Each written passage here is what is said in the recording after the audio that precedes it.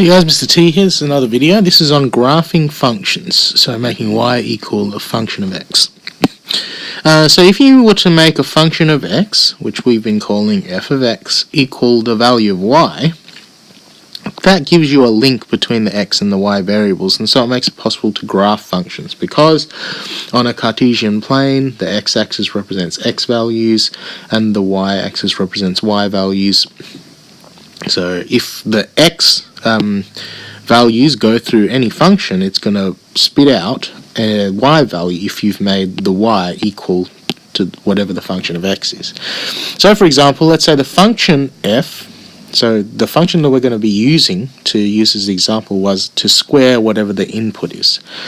So based on our previous video and our previous knowledge, if the function is to square the input, the result of the function of x is going to be the input x being squared, because the function is squaring the input. The input is x in this case, so the output is going to be that input of x being squared.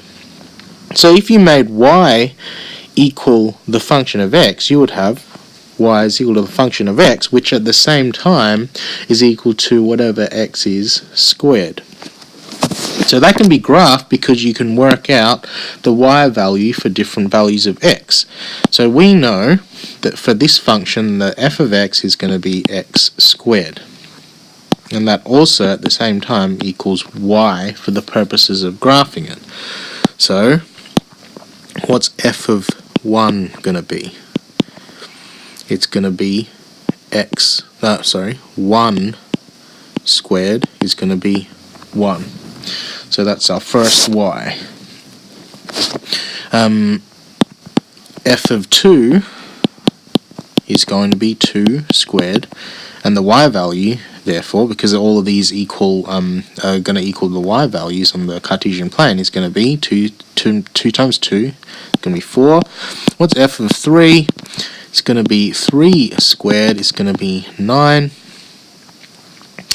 Let's chuck in some negative values here in red. So it's also going to,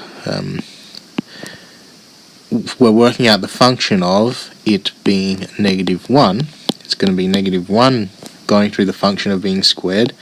-1 times -1 is going to be 1. F of -2 is going to be -2 squared is going to be 4. F of -3 is going to be -3 squared is going to be 9. So what you can see, we've plugged in a bunch of values of x through the function, and now the extra step that we're doing here to graph it is making those results equal y values, equal y.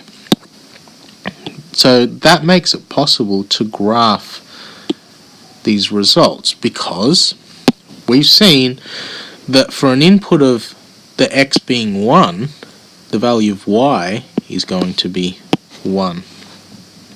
So x being 1, the value of y is going to be 1. The second x value of 2, going through the function, the y value is going to be 4. So that's there. For the third positive x value that I put in, 3, the y value is going to be 9. So you can see that it's going to be a curved line. We need to deal with the negative values here. So for -1, the y value, -1 going through the function of being squared, the y value ends up being 1 as well. For the second input that I negative input that I put in, -2, the y value was 4. The third negative input that I put in was 9. The y was 3. -3. The y value was 9. So that results in a nice little curved graph here. So I'll try my best to draw it with this Apple Pencil. It's not going to be exact, but you just need to get the gist of it. That is an example of drawing a function graphically by making the results of the function f of x, f of 1, f of 2, etc., equal y values on a Cartesian plane. So that's just an introduction to the idea of drawing functions graphically. You're going to be using that in the next couple of exercises. Hopefully that helps you out, and I'll see you in the next video.